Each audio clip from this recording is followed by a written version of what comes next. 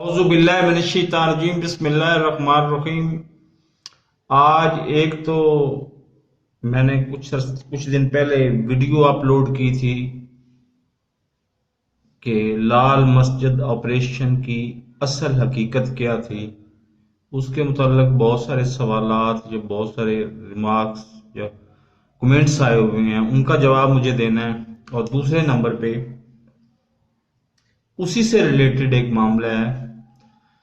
आज से मेरे ख्याल है कुछ काफी अर्सा पहले उन दिनों में सान्या आर्मी पब्लिक स्कूल हुआ था, जिसमें 100 मेरे ख्याल है 30 के करीब बेगुनाह मासूम बच्चों समेत 150 टोटल 150 अफराद शहीद हुए थे। पहली बात तो ये है, जो इतराज कर रहे हैं कि जी ये तो रियासती तशद्दुद था, इस्लाम के खिलाफ और फलां, तो मेरे प्यारे भाई उन बातों की चीदा बातों का आपको जवाब दे देता हूं। एक तो वो उम्मे असान साहबा जो हैं, जो जौजा हैं उनकी, अब्दुल अजीज साहब की, वो कहती हैं कि हमने इस्तिखारा किया, अफसरान ने हमें बुलाया कि हमने मुज़ाकरात करने हैं, हमने इस्तिखारा किया तो साथ इस्तिखारे में नाम आया जनाब अब्दुल अजीज साहब का, लिहाजा ये बुर्का पहन के गए। अब ये जवाब ही बड़ा मजायका खेज है। अगर फर्ज करो उनको इस्तिखारा इन्होंने किया था और अब्दुल अजीज साहब का नाम आया था और उन्होंने मिलने जाना था अफसरान को मुज़ाकरात के लिए, तो उनको बुर्का पहनने की क्या जरूरत थी।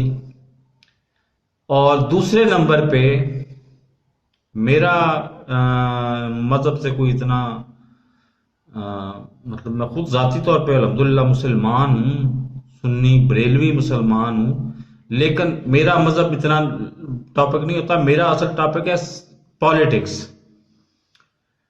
तो इस्तिखारे पे तो ये स्कूल ऑफ थॉट इतना यकीन ही नहीं रखता। वो इस्तिखारा नहीं था, वो दरअसल जो अंदर छुपे हुए दहशतगर्द थे।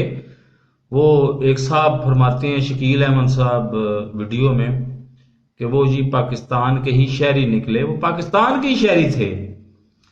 फजलुल्लाह जो है वो सूफी मोहम्मद का दामाद था, वो बाद में बना तालिबान का लीडर, वो भी तो पाकिस्तानी था।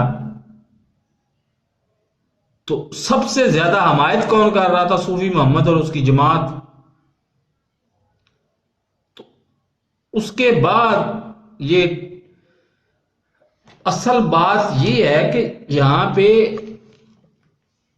उसामा बिन लादेन ने ली हुई थी पनाह शुमाली वजीरिस्तान में, उसके साथ अमीनुल जवारी और वो सारे लोग थे उधर, और पाक फौज उनके खिलाफ ऑपरेशन कर रही थी। उनको तकलीफ इसी बात की थी कि पाक फौज हमारे खिलाफ ऑपरेशन क्यों कर रही है। अरबों का जो जाती गरूर है ना उनका दूसरी कौमों के मुकाबले में, वो कोई ढकी छुपी बात नहीं है। वो कहते थे कि ये होते कौन है हमारे खिलाफ ऑपरेशन करने वाले, जबकि हमारी वक्त की जरूरत थी। उस वक्त मतलब गालबन रिपब्लिकन का था वो उधर बुश सीनियर, वो वैसे ही दिमागी तौर पे जनूनी था और वो एक्सपायर्ड।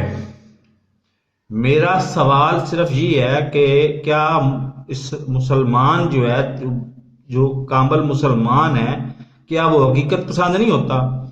अगर फर्ज करो वो जो उसने हिरोशिमा पे एटम बम गिराए थे, वो अब तो टेक्नोलॉजी वो ट्रांसफर एक्सपायर हो चुकी होगी, वही एटम बम 25-30 हमारे मुल्क पे गिरा देता, तो हमारी जानों का क्या बनता? 22 करोड़ अवाम जिंदा रहती या 22 करोड़ की 22 करोड़ ही मर जाती? क्या हमारे एटमी असासे रहते?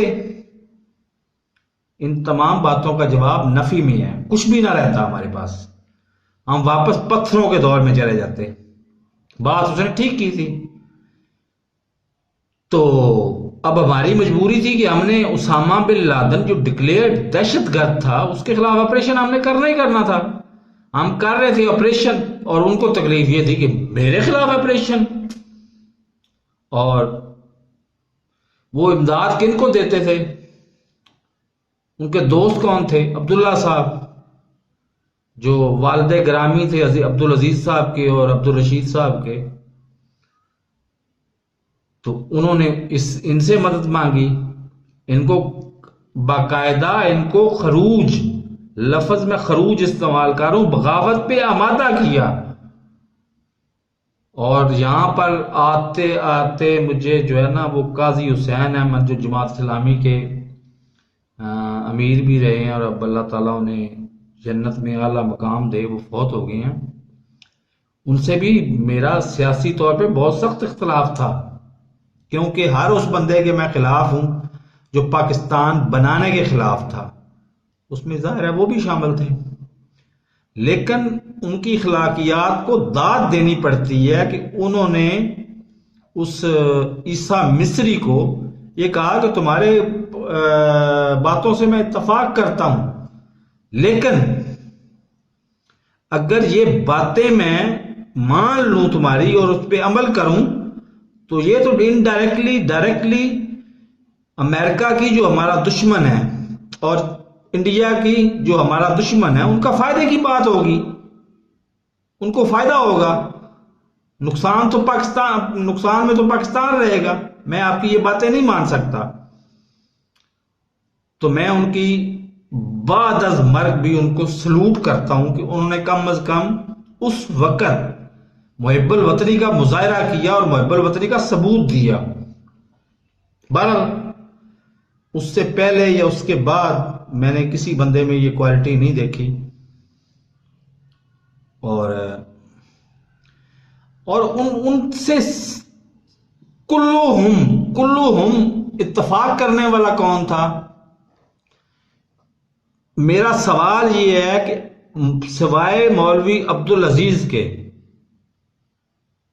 और मौलवी अब्दुल अजीज की तायद हासिल थी छोटे भाई अब्दुल रशीद की तायद हासिल थी मौलवी अब्दुल अजीज को, इनके दो के अलावा कोई बंदा बशर पूरे मुल्क में, हमारे मुल्क में माशाल्लाह अल्लामाओं की और मौलानाओं की और मुफ्तियान की तो मतलब बहुतात है ना, तो क्या उनमें से कोई बंदा मुत्तफिक था उससे कुल्लुहुम सिवाय इन दो के?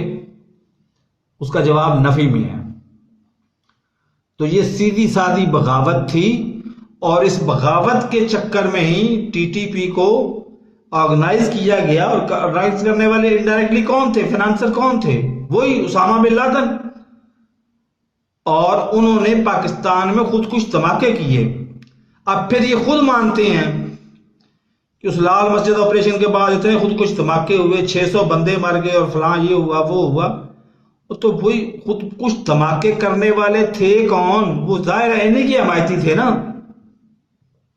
तो ये बातें बड़ी नाजुक हैं। हमें आज सोग मनाने दें जो हमारे मासूम बच्चों को शहीद किया गया था।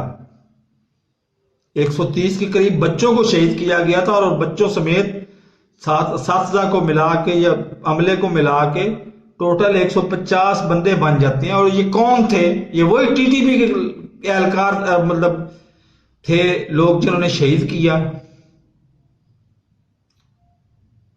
तो हम इनको क्यों अपना दोस्त माने, क्यों अपना पंजाबी में कहते हैं क्यों सज्जन माने इनको? ये तो हमारे बदतरीन दुश्मन हैं। मैं खिलाफ वैसे ही नहीं हूं मुल्ला एक्टिविज्म के खिलाफ। मैं मुल्लाइज्म एक्टिविज्म के खिलाफ हूं तो इस वजह से हूं कि मुल्ला के पास तालीम तो है कोई नहीं स्कूल की न यूनिवर्सिटी की, और ये अपने आप को समझता है नौजुबिल्ला। मैं अब ये कहूं कि ये पैगंबरों से ऊपर समझता है तो वो तो गलत बात हो जाएगी। पैगंबरों के ऊपर पे तो इनकी रोटी रोजी चलती है। पैगंबरों के बाद ये अपने आप को सबसे ज्यादा सुपीरियर समझते हैं। और पल्ले इनके वही है जो मुफ्ती अजीज और रहमान ने जो करतूत घोला है कोई 6 महीने पहले लवादत जनी करके, पल्ले इनके सिर्फ वही है। तो आज भी मौका है। पाकिस्तान को ना फुल फ्लज जमहूरियत सूट करती है, ना इस्लामी जमहूरियत पाकिस्तान सूट करता है। हमें सूट करता है अवामी जमहूरियत चीन की तर्ज का सदारती निजाम। हमें उसकी मॉडिफिकेशन करके उसकी राह हमवार करनी चाहिए। हमें चाहे रेफरेंडम करवाना पड़े, चाहे जो गर्जी करना पड़े, आइन में ये बुनियादी तब्दीलियां हमारे लिए जरूरी हैं। वरना हम